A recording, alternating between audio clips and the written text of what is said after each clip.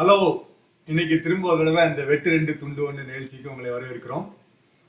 உங்களுக்கு ஏற்கனவே ரெண்டு ப்ரோக்ராம் நாங்கள் போட்டிருக்கிறோம், அப்லோட் பண்ணியிருக்கிறோம். அதில் உங்களுக்கு புரிஞ்சிருக்கும். இருந்தாலும் திரும்ப சொன்ன புதுசாக வரவங்களுக்காக இந்த வெட்டு ரெண்டு துண்டு ஒன்றுங்கிறது வந்து பட்டிமன்றம் மாதிரி இல்லை, எந்த கட்சி ஜெயிக்கும் அப்படின்ற மாதிரி தீர்ப்பம் கிடையாது.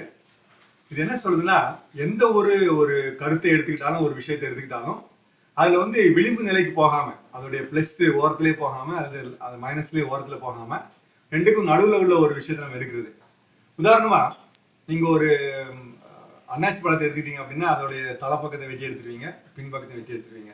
நல்ல ஒரு ஃபிஷ் இருந்ததுன்னா தலையை வெட்டிடுவீங்க, வாழையை வெட்டிடுவீங்க, நல்ல பீஸ் கிடைக்கும். நம்ம வாழ்க்கையில முக்கால்வாசி விஷயங்கள் வந்து இந்த மாதிரி தான் இருக்கு நான் நினைக்கிறேன். சில பேர் அவங்களுடைய கலாச்சாரம் சார்ந்தபடி இது ரைட்டு அப்படிம்பாங்க, இல்லை இதுதான் ரைட்டும்பாங்க, சில பேர் இதெல்லாம் தப்பு அப்படிம்பாங்க. ஆனா நிறைய நேரங்கள்ல வந்து ரெண்டுக்கும் நடுவில் தான் விஷயம் இருக்குன்னு நான் நினைக்கிறேன். இன்னைக்கு நம்ம வந்து ஒரு முக்கியமான ஒரு விஷயத்த பார்க்க போறோம். இது பார்க்கறதுக்கு ரொம்ப சிரிப்பா இருக்கலாம், அவங்களுக்கு சின்ன விஷயமா தெரியலாம். ஆனா ஒவ்வொரு கிறிஸ்தவங்க வாழ்க்கையிலையும் இது வந்து முக்கியமான ஒரு விஷயமா இருக்குது. ஏன்னா கோயிலுக்கு போறது வந்து லேட்டா போறது பாவமா அது மிகப்பெரிய தப்பா இல்லையா அப்படிங்கிறத நம்ம பேச போறோம். நம்ம ரெண்டு அணியினர் வந்திருக்காங்க நம்ம கூட பேசுறதுக்கு. ஒருத்தர் நான் வந்து அவங்க பேசும்போது நாங்கள் அறிமுகப்படுத்தலாம்னு நான் நினைக்கிறேன். கோயிலுக்கு நம்ம போறோம், இதுக்கு பெரியவங்க நிறைய அடிக்கடி சொல்ற ஒரு விளக்கம் உண்டு, அது யாரும் சொல்ல வேண்டாம், நான் முதல்ல கேட்டுக்கிறேன். சினிமா தியேட்டருக்கு லேட்டா போவீங்களா, பரீட்சை எழுத லேட்டா போவீங்களா, அது ஒரு முக்கியமான ஆஃபீஸில் பார்க்க லேட்டா போவீங்களா அப்படின்னு சிலவர் கேட்பாங்க. அது வேற, அது விட்டுடலாம். கடவுள் வேற, மக்கள் வேற, சரியா? அதே நேரத்தில் நம்ம நினைக்கிறோம், ஒரு கோயிலுக்கே டிசிப்ளினா போகாத மற்ற எதுக்கு எங்கே போவோம் அப்படின்னு சில பேர் சொல்லுவாங்க. இன்னும் சில பேர் சொல்லுவாங்க, கடவுளுக்கு புரியும் என் பிரச்சனை அப்படின்னு சொல்லுவாங்க. இந்த ரெண்டு பக்கமும் அதுதான் சொல்ல போறாங்க. ஆமா, பாவம் தான், கோயிலுக்கு லேட்டா போறது வந்து தப்பு தான் அப்படின்னு சொல்லி ஜெனிஃபா சொல்ல வரா. ஜெனிஃபா வந்து மாஸ் கம்யூனிகேஷன்ஸ் படிச்சுட்டு இருக்காங்க, நம்ம டீம்ல முன்னாலே இருந்து பேசியிருக்காங்க. சரியா? அன்னைக்கு வந்து ஸ்ட்ராங்கா சொல்ல போறாங்க, தப்பு தான் அப்படின்னு. கோயிலுக்கு லேட்டா போறது கண்டிப்பா பாவம் தான் நான் சொல்லுவேன். வைக்கல் அவங்க சொல்லும் போதே சொல்லிட்டாங்க, டிசிப்ளின் இல்லாத ஒரு விஷயம் அப்படின்னு சொல்லிட்டு. டிசிப்ளின் வந்து எல்லாரோட லைஃப்லயும் ரொம்ப ரொம்ப தேவையான ஒரு விஷயம். கோயிலுக்கு எதுக்கு நம்ம சீக்கிரம் போகணும், என்ன நோக்கத்துக்காக நம்ம கோயிலுக்கு போகணும் அப்படின்றது வந்து ஒரு முக்கியமான விஷயமா இருக்கு. யாருமே வந்து இப்போ கோயிலுக்கு வந்து போறதுக்கு காரணம் வந்து கடவுள் கூட கம்யூனிகேட் பண்றதுக்காக இல்ல, மக்கள் கூட கம்யூனிகேட் பண்றதுனாலதான் லேட்டா போறாங்க. கடவுள்கிட்ட அந்த அளவுக்கு கம்யூனிகேஷன் இருக்கு அப்படின்னா அந்த நேரத்தை வந்து அவங்க நல்லபடியா பயன்படுத்தி இருக்கணும் இல்லையா? எதுக்கு அதை காம்ப்ரமைஸ் பண்ணணும்? காம்ப்ரமைஸ் வந்து இந்த கம்ஃபர்டபுளான மனுஷனோட வாழ்க்கையில வந்து நிறைய விஷயத்துல வந்து காம்ப்ரமைஸ் பண்றதுல இதுவும் ஒரு விஷயமா இருக்கு. ஆனா இது எவ்வளவு பெரிய விஷயம், அது யாருமே யோசிக்கிறது இல்லை. கோயிலுக்கு நேரத்துக்கு போறதுக்கு நம்ம வந்து கரெக்டா இருக்கணும் அப்படின்ற ஒரு எண்ணமே வந்து இல்லை, இதுலயும் காம்ப்ரமைஸ் தான் அப்படின்னு சொல்லிட்டு இருக்கு. ரெண்டாவது விஷயம் வந்து என்னன்னு சொல்ல வரேன்னா, இப்போ காலையில நம்ம வந்து கோயிலுக்கு நேரத்துக்கு நம்ம போறோம். நேரத்துக்கு முன்னாடி போனாலும் கடவுள்கிட்ட பேசுறதுக்கான ஒரு நேரம் கிடைக்கும். அங்க கோயிலுக்குள்ள போனதுக்கு அப்புறம் நம்ம அங்க ஃபீல் பண்ற ஒரு விஷயம் வேற, வீட்டுல இருக்கும்போது நம்ம ஃபீல் பண்ண விஷயம் வந்து வேற. கடவுளுக்கு கூட நம்ம ரொம்ப ஃப்ரெண்ட்லியா இருக்கோமே அப்படின்ற காரணத்தினால நம்ம வந்து எப்போ வேணாலும் நம்ம அவர்கிட்ட பேசலாம், அதெல்லாமே உண்மைதான். ஆனா நம்ம கோயிலுக்கு போறதே வாரத்துல ஒரு நாள் தான். அந்த ஒரு நாள்ல அந்த ஒரு மணி நேரத்துலயும் நேரத்தை வந்து காம்ப்ரமைஸ் பண்ணணுமா அப்படின்றதுதான் கேள்வி. அப்போ இது வந்து ஒரு பெரிய மன்னிக்க முடியாத பாவம் அப்படின்னு நான் சொல்ல மாட்டேன். இது சின்ன சின்ன பாவம் தான். இதை நம்ம ஒழுங்கா நம்ம அதை பொறுப்பெடுத்து நம்ம நேரத்தை அதுக்குன்னு ஒதுக்கி ஃபேமிலியா போறது, இது எல்லாமே இருக்கணும். காலையிலேயே வந்து சண்டை, குடும்பத்துக்குள்ள சண்டை வந்துடும், லேட்டா யார் சீக்கிரம் கிளம்புறா யார் லேட்டா கிளம்புறான்ற ஒரு சண்டை இருக்கும். கோயிலுக்கு போற நோக்கமே அதுல உடஞ்சு போயிருது. அதனால கோயிலுக்கு வந்து சீக்கிரம் போறதுதான் சரி, போகாம இருக்கிறது வந்து ஒரு ஒரு விதமான பாவம் தான் அப்படின்னு சொல்லிட்டு நான் முடிக்கிறேன். சின்ன சின்ன துளிலா சேர்ந்து பெரிய வெள்ளமாற மாதிரி சின்ன சின்ன தப்புலாம் சேர்ந்து தப்பாயிருது அப்படின்னு பாவமா போகுதுன்னு சொல்றீங்க. ஓகே, இவங்க வந்து இந்த மாதிரி டிசிப்ளினை பத்தி ரொம்ப ஸ்ட்ராங்கா சொல்றாங்க. ஒருவேளை சொல்ல போனா இந்த ஆதாமியவாள் கூட அப்படிதான் நடந்தாங்கன்னு நினைக்கிறேன். ஆண்டவரோட பிரசன்ஸ்ல அந்த ஏதேன் தோட்டங்கிற ஒரு ஒரு ஆலயத்துல இருந்தாங்க. அவங்க வந்து டிசிப்ளின்டா ஆண்டவர்கிட்ட போதனால தான் அவர் விட்டு பிரிய வேண்டிய வந்திருக்குன்னு நான் நினைக்கிறேன். சரி, இது ஒரு பக்கம் இருக்குது. இப்போ வந்து சித்ரா என்ன சொல்ல போறாங்க அப்படின்னு சொன்னா, இதுல என்னங்க இருக்கு, கடவுள் தான் மன்னிக்கிறதா இருக்கிறே அப்படின்னு சொல்லி அவங்க வந்து இல்லைன்னு சொல்ல போறாங்க, இது தப்பு இல்லைன்னு சொல்ல போறாங்க. அவங்க என்ன சொல்லலாம்னு கேட்கலாம். நான் ஜெனிஃபோட கருத்துக்கு எதிர்கருத்து தெரிவிக்கிறேன். கோயிலுக்கு நேரத்தோட போகிறது கரெக்டு தான், ஆனா லேட்டா போறது தப்பு இல்லை அப்படிங்கிறது என்னோட கருத்து. ஏன்னு கேட்டீங்கன்னா, நம்ம எல்லாருமே இப்போ இந்த உலகத்துல வந்து எல்லாமே ஃபாஸ்டா தான் போயிட்டு இருக்கோம். அப்படி இருக்கும்போது நம்ம நிறைய முன்னேற்றத்தை நோக்கி போயிட்டு இருக்கிறதுனால ஞாயிற்றுக்கிழமை நம்ம கோயிலுக்கு போறோம் அப்படிங்கறத கடைபிடிக்கிறதே ரொம்ப பெரிய விஷயமா இருக்கிறதுனால லேட்டா போறதுல தப்பு இல்லை அப்படின்னு என்னோட கருத்து. ரெண்டாவது பாயிண்ட் என்ன அப்படின்னு சொன்னா, நம்ம ஆண்டவர் வந்து ஆலயத்துலதான் இருக்காங்க அப்படிங்கிறது இல்லை, நம்ம உள்ளத்துல இருக்காங்க, எல்லா இடத்துலயும் நிறைஞ்சிருக்கிறாங்க அப்படின்னு சொல்லி நம்ம எல்லாருமே சின்ன வயசுல இருந்து நம்மளுக்கும் சொல்லி கொடுத்துருக்காங்க, நம்மளும் நம்ம பிள்ளைங்களுக்கும் சொல்லி கொடுக்குறோம். ஆனா அங்க போனாதான், ஆலயத்துல போனாதான் ஆண்டவர்கிட்ட பேச முடியும், நேரத்தோட போனாதான் பேச முடியும், நேரத்தோட இருந்தாதான் அப்படின்னு சொல்றதுதான் வந்து ஏத்துக்க முடியாத கருத்தா இருக்கு. ஏன்னு கேட்டா நம்ம உள்ளத்துல இப்போ நம்ம வீட்டுல உட்கார்ந்தே கூட என்ன செய்யலாம், ஆண்டவர்கிட்ட நம்ம பேசலாம். எல்லாமே நம்ம வந்து அதாவது நடந்து போயிட்டு இருக்கும் போது பேசலாம், படுத்திருக்கும் போது எப்பனாலும் ஆண்டவர்கிட்ட பேசலாம் அப்படின்னு சொல்லி நம்ம பைபிள் வசனங்கள் கூட சொல்லப்பட்டிருக்கு. டிவில கூட ஜெபம் பண்றோம், டிவில கூட பைபிள் எல்லாத்துலயுமே நம்ம இப்ப ஆன்லைன்ல நிறைய பிரேயர்ஸ் வந்துருச்சு, எல்லாமே ஆன்லைன்ல நம்ம பண்றோம். அதனால வந்து ஆலயத்துக்கு நேரத்தோட போகாதது வந்து பாவம் அப்படின்னு சொல்றது வந்து என்னால ஏத்துக்க முடியாது. அது வந்து ஒண்ணும் ஒரு இல்ல, நம்ம ஆண்டவரை துதிக்கிறதுக்கு போகிறோம், அது டைமுக்கு தான் போகணும் அப்படிங்கிறது இல்ல. கால சூழ்நிலைகளும் நம்மளுக்கு இல்லை. இப்ப உலக பிரகாரமா நம்ம அநேக காரியங்கள்ல முன்னேறி போயிட்டு இருக்கிறதுனால நம்ம ஞாயிற்றுக்கிழமை கோயிலுக்கு போறோம் அப்படிங்கிறதே வந்து ஓகே தான். டைமுக்கு போகணும் அப்படிங்கறதெல்லாம் ஒண்ணும் இல்லை, அங்க போனாதான் பேச முடியும் அப்படிங்கிறது ஒண்ணும் இல்லை.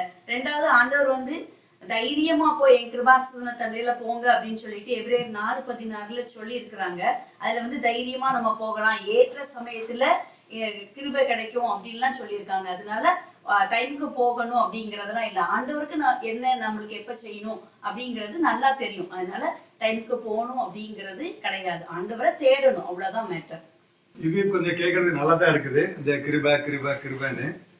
ஆனா நான் வேண்டி என்ன சொல்ல போறாங்கன்னு நான் யோசிக்கிறேன். என்னன்னா, எங்க இருந்தாலும் நம்ம வந்து கடவுளை துதிக்கலாம் அப்படின்னா, எங்க இருந்தாலும் படிக்கலாம், டியூட்டோரியல் காலேஜ் படிக்கலாம், வீட்டுல இருந்து படிக்கலாம், எதுக்கு ஸ்கூலு அப்படிங்கிற மாதிரி அவங்க சொல்லுவாங்க நான் நினைக்கிறேன். வேணி வந்து வாலிபர்களுக்கு ஊழியம் செய்யற ஒரு ஊழியக்காரி, அவங்க என்ன சொல்லலாம்னு கேட்கலாம். நான் சொல்றது வந்து சித்ரா அக்கா சொன்ன கருத்துக்கு நான் எதிர்த்து தான் நான் சொல்ல போறேன். ஆலயத்துக்கு போகலாம், வீட்டில் வச்சே நம்ம ப்ரே பண்ணிக்கலாம், வீட்டில இருந்தே நம்ம கடவுளை துதிக்கலாம் சொல்றாங்களே. ஒரு ஃப்ரெண்டோட மேரேஜ் அப்படின்னா நீங்க வந்து டைமுக்கு போய் நல்லா மேக்கப் பண்ணி கூடவே நிக்கணும் தானே நீங்க எதிர்பார்க்குறீங்க. அப்ப ஆலயத்துக்குங்கிறப்போ நீங்க எதுக்கு போக கூடாது, வீட்டுல வச்சே பண்ணலாம்னு நீங்க எப்படி சொல்ல முடியும்? நீங்க சொல்ல நான் எது மதிப்பு சொல்ல விரும்புறேன். ஏன்னா நிறைய பேர் வந்து கல்யாணத்துக்கு வந்து சாப்பிட தான் போறாங்க. ஃப்ரெண்டோட கல்யாணத்துக்கு வந்து சாப்பிட மட்டும் அவங்க போக மாட்டாங்க, ஃப்ரெண்டோட கல்யாணத்துக்கு முந்தின நாளே போய் அவங்க டைம் ஸ்பெண்ட் பண்ணுவாங்க, கூட உட்காருவாங்க, பேசுவாங்க, எல்லாம் பண்ணுவாங்க. அப்ப நம்ம ஆராதிக்கிற ஒரு தேவன் வந்து நடுக்கத்துடனே அவர் சந்நிதி முன் வாருங்கன்னு சொல்லி வசனம் சொல்லுது. அப்ப ஆராதிக்கிற தேவனை நம்ம நடுக்கத்தோட அவர் சந்நிதி முன் நம்ம போறோம். ஆனா அதுல வந்து நம்ம ரொம்ப அசட்டையா நம்ம இருக்கிறோமே. சும்மா போனா வீட்டுல இருந்தே நம்ம ஜெபம் பண்ணிக்கலாம், எதுக்கு சர்ச்சுக்கு போலாம்னு சொல்லி நீங்க ஏன் சொல்ல வரீங்க? அவங்க சொன்ன வசனத்திலேயே ஏற்ற சமயத்துல நீங்க வாங்க அப்படின்னு சொல்லி தான் வசனம் சொல்லப்பட்டிருக்கு. அப்ப நம்ம ஆண்டவர் நம்ம ஏற்ற சமயத்துல சரியான டைமுக்கு நம்ம போறது அது நல்லதுன்னு சொல்லி நான் சொல்றேன். நீங்க ஒரு இன்டர்வியூக்கே நீங்க போறீங்க அப்படின்னா நீங்க கரெக்ட் டைமுக்கு போகணும் தானே எதிர்பார்ப்பீங்க. அங்க போனாதான் நமக்கு ஜாப் நம்ம எதிர்பார்க்குற மாதிரி ஜாப் கிடைக்கும். கரெக்ட் டைமுக்கு போனாதான் எல்லாத்தையுமே அவங்க செக் பண்ணுவாங்கல்ல, இந்த டைம் எப்படி இருக்கிறீங்கன்னு சொல்லி. அப்ப ஆண்டவர் ஆராதிக்கிற நாம் சரியான நேரத்துக்கு போக கூடாதுன்னு சொல்லி நீங்க எப்படி சொல்ல முடியும்? அதனால ஆலயத்துக்கு நம்ம போறோம், லேட்டா போறது வந்து தப்பு தான் அப்படின்னு சொல்லி நான் சொல்லுவேன். இன்னொரு ரீசன், சில குடும்ப தலைவிகளோ குடும்ப தலைவனோ சொல்றாங்க, நான் கிளம்பிடுறேன் ஆனா என் பிள்ளைங்க கிளம்ப மாட்டேங்காங்க, என்னுடைய புருஷன் கிளம்ப மாட்டேங்காங்க அப்படின்னு சொல்றாங்க. நீங்க கிளம்புங்க, கிளம்பி எல்லாரையும் நீங்க சீக்கிரம் கிளப்பி டைமுக்கு கூட்டிட்டு போக வேண்டியது உங்களுடைய கடமை. அதனால நான் ஏதாவது ஒரு ரீசன் சொல்லிட்டு இதனாலதான் நான் லேட்டா வரேன்னு சொல்லி நீங்க சொல்ல முடியாது. ஆண்டவரை ஆராதிக்கிற போகிற நாம் குடும்பத்தோட நம்ம போறோம், அதை நம்ம சரியான நேரத்துக்கு நான் போகணும் அப்படின்னு சொல்லி நான் சொல்ல வரேன். இதான் என்னுடைய கருத்து. இப்போ ஒரு ஒரு ஒரு இன்ட்ரெஸ்டிங்கான நேரத்துக்கு வந்திருக்கோம். எப்படின்னா, அடுத்து பேச போற ஜெஸ்டின் வந்து ஒரு சர்ச்சுக்கு பாஸ்டர். அவர் ஒரு நாள் லேட்டா போயிருக்க மாட்டாரு, போக வேண்டிய வாய்ப்பு வராது. ஒருவேளை அவர் வேற சர்ச்சுக்கு போறதா லேட்டா போகணும் அவர் வேலை. அவர் வந்து இன்ட்ரெஸ்டிங்கா என்ன சொல்றாருன்னா, இல்லைன்றா சொல்றாரு கிருபையை பத்தி. அவர் சர்ச்சு வேற, கிருபை சர்ச்சு தான். அவங்க என்ன சொல்லலாம்னு கேட்கலாம். சர்ச்சுக்கு வந்து லேட்டா போறது ஒரு மிகப்பெரிய பாவம் இல்லையா அப்படின்னு பேசிக்கிட்டு இருக்கிறோம். ஸோ நான் வந்து அது ஒன்றும் பெரிய பாவம் இல்லை அப்படின்னு சொல்லி தான் சொல்றேன். முதலாவது வந்து நம்முடைய கடவுள், நம்ம பைபிளில் நம்ம பார்க்கும்போது அவர் ரொம்ப அன்புள்ளவர் அப்படின்னு சொல்லி வந்து நம்ம பார்க்குறோம். ரொம்ப அன்புள்ள கடவுள். அப்போ அந்த அன்புள்ள கடவுளை தேடி தான் நம்ம கோயிலுக்கு போகிறோம் அல்லது நம்ம ஆராதனைக்கு போகிறோம். அப்படி போகும்போது சரி நம்ம லேட்டாக போயிட்டோம் அப்படிங்கும்போது அப்போ உடனே அந்த அன்புள்ள கடவுள் வந்து உடனே வந்து நம்மளை தண்டிச்சிருவாரா, இல்லை அந்த அன்புள்ள கடவுள் வந்து உடனே நம்ம மேலே கோவிச்சுக்கிட்டு முகத்தை திருப்பிட்டு நம்மகிட்ட பேசாமல் இருந்துருவாரா அப்படிங்கிற ஒரு கேள்வி வரும்போது, இல்லையே அவர் ஒன்றும் அப்படி பண்ண போகிறது இல்லையே, அவர் வந்து சரி நம்ம லேட்டாக போனாலும் கூட கடவுள் என்ன செய்கிறார் அப்படின்னா நம்மளை ஏற்றுக்கொள்கிறார் அப்படின்னு சொல்லி தான் நம்ம புரிஞ்சுக்கிறோம். அப்போது அந்த அடிப்படையில் வந்து நம்ம பார்க்கும்போது சரி நம்ம லேட்டாக போகிறனால ஒன்றும் அது ஒரு பெரிய பிரச்சனை ஆகிருந்தா அது ஒரு பெரிய மன்னிக்க முடியாத ஒரு பாவமாக வந்து கடவுள் பார்க்குறாரா அப்படின்னு பார்த்தீங்க அப்படின்னா இல்லை, கடவுள் வந்து லேட்டாக போனாலும் கூட நம்மளை மன்னிச்சு ஏற்றுக்கிறாரு அப்படின்னு சொல்லி தான் வந்து நம்ம புரிஞ்சுக்கிறோம்.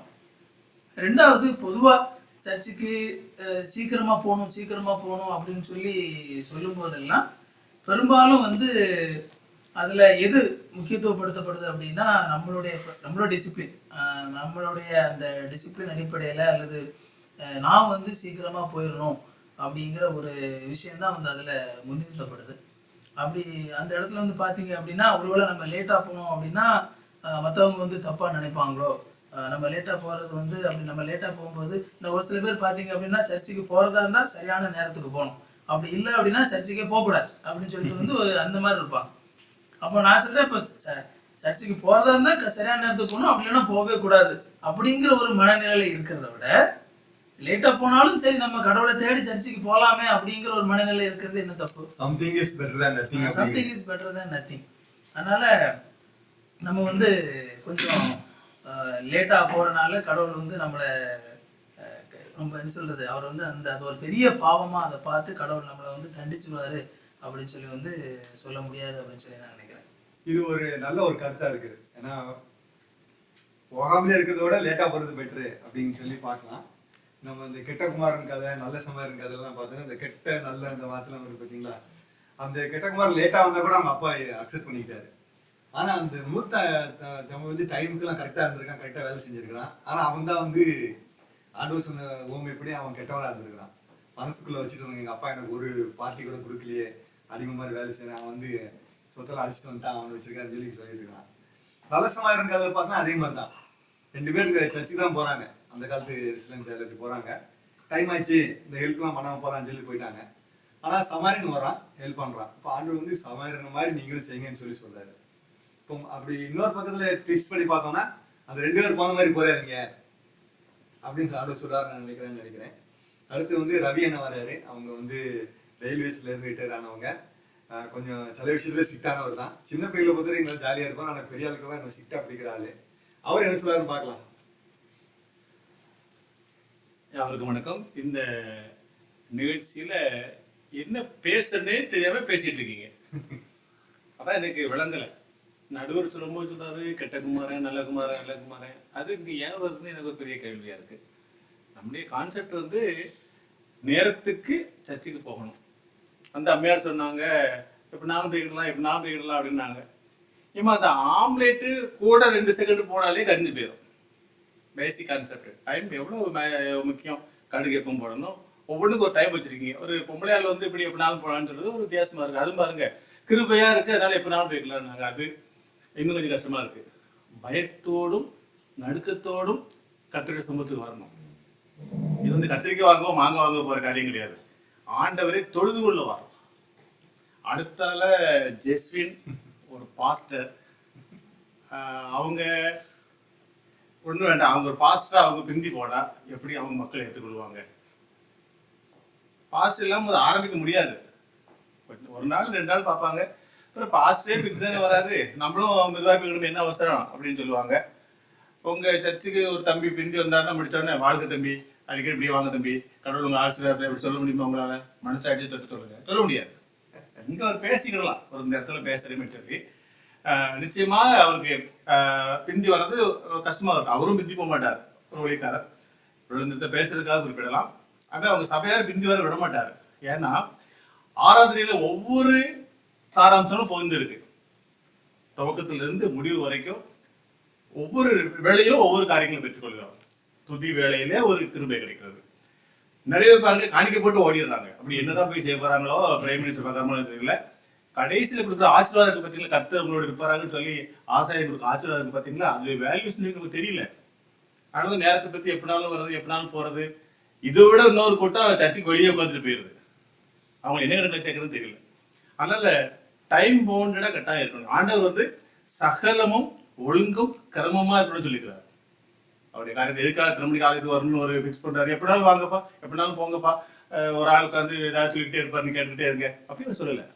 அவர் வந்து நம்ம சிஸ்டமேட்டிக்காக ஒரு அவர் அப்படி இருந்தார். அவர் ரொம்ப கரெக்டாக இருந்தார் டைமில். அவருடைய பிள்ளைகளை நம்மளே அவர் டைமுக்கு எதிர்பார்க்குறாரு. அதனால ஒவ்வொரு ஸ்டார்டிங் மிஸ் பண்ணாலும் எண்டிங் மிஸ் பண்ணாலும் இடையில எழுந்து போனாலுமே நிச்சயமாக அது பாதிப்பு. ஒருவேளை உடல்நல குறைவினாலே அந்த மாதிரி ஏதாவது போயிட்டு வர தவிர மற்றபடி முழு ஆராதனையிலும் இருக்கிற திருப்தி வந்து எதுவுமே கிடைக்காது.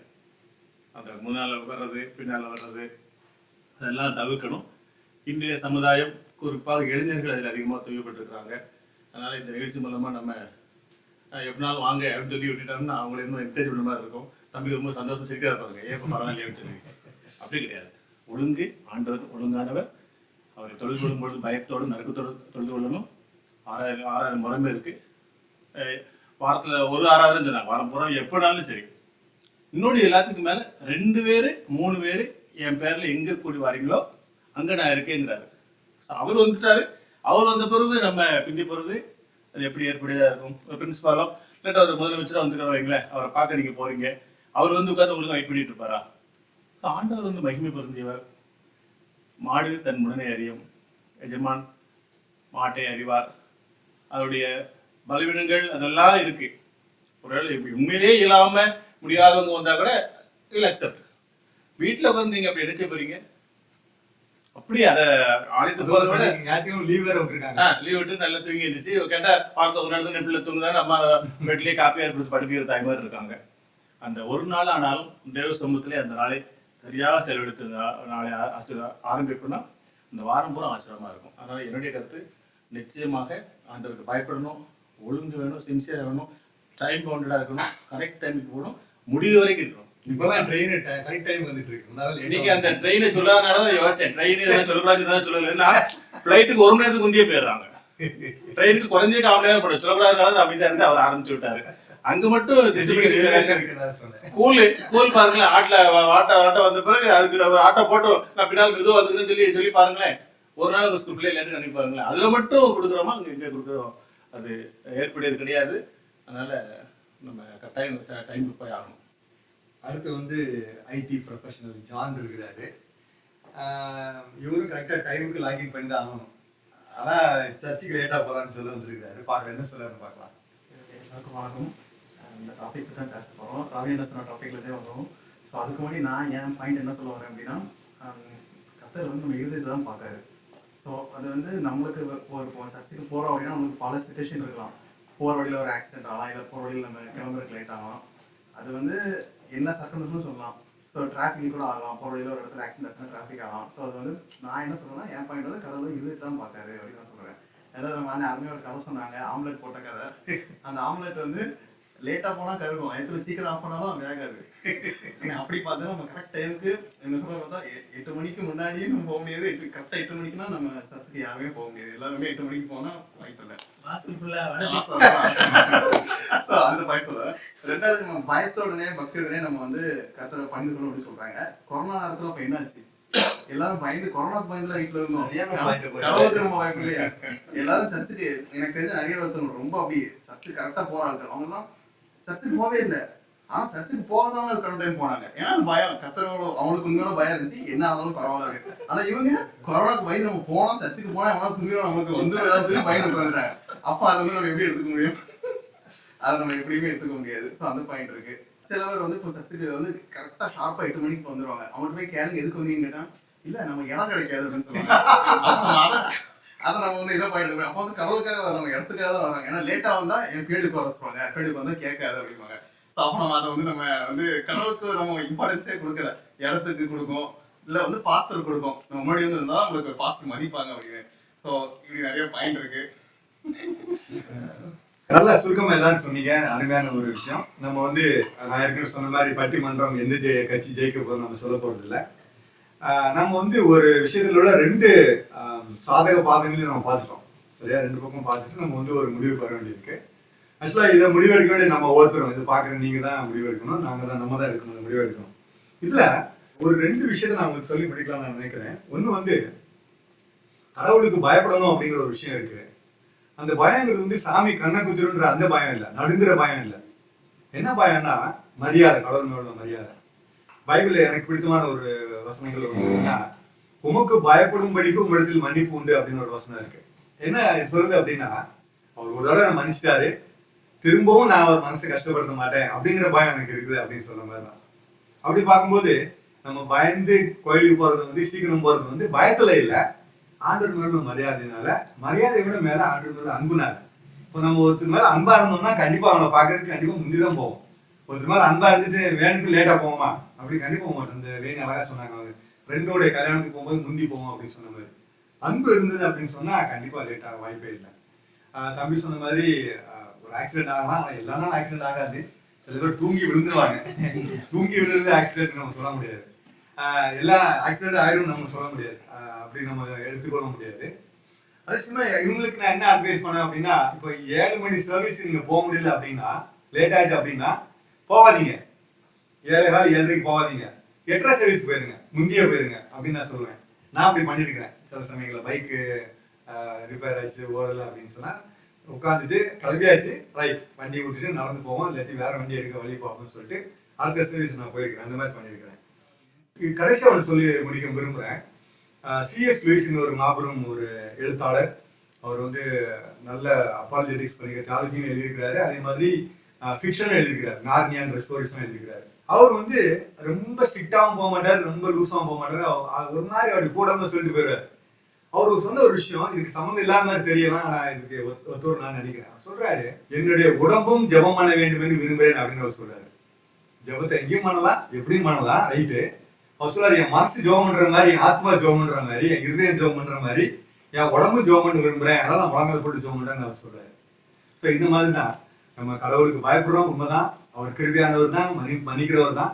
ஆனா எப்பவும் அதே மாதிரி நம்ம இருக்க முடியாது. கர்த்தருடைய குணங்களை பற்றி பார்க்கும்போது ஒரு அன்புள்ளவர், தேசமே அவர் வந்து நீதி உள்ள கர்த்தர், அவர் தான் நேசிக்கிற பேரில் வந்து சிச்சிக்கிறார் அப்படின்னு பைபிள் சொல்லுது. நம்ம அந்த பேலன்ஸை மறந்துடக்கூடாது. அப்படி வரும்போது வெட்டு 2 துண்டு 1ங்கிற மாதிரி நம்ம வந்து ஒரேடியா கிருபன்னு போயிடாம, அதே சமயம் பரிசெயர் மாதிரி ஒரேடியா வந்து கிரியேன்னு போயிடாம நம்ம சரியான பேலன்ஸ் பண்ணோம் அப்படின்னு சொன்னா கண்டிப்பாக ஒரு அருமையான ஒரு உறவை ஆண்டவர் கூட வைத்துக் கொள்ளலாம்.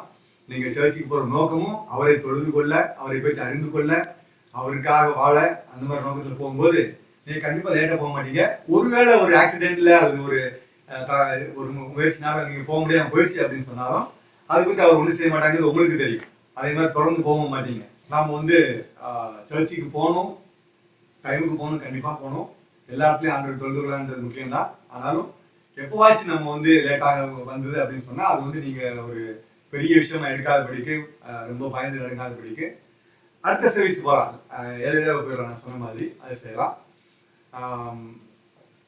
கடவுளை நம்ம தொழுது கொள்ள போகிற விஷயம் வந்து அன்பினால உள்ள விஷயமா இருந்தது அப்படின்னு சொன்னா இந்த மாதிரி ஒரு டிபேட்டுக்கே தேவையில்லாமல் இருக்கும்னு நான் நினைக்கிறேன். நன்றி, வணக்கம்.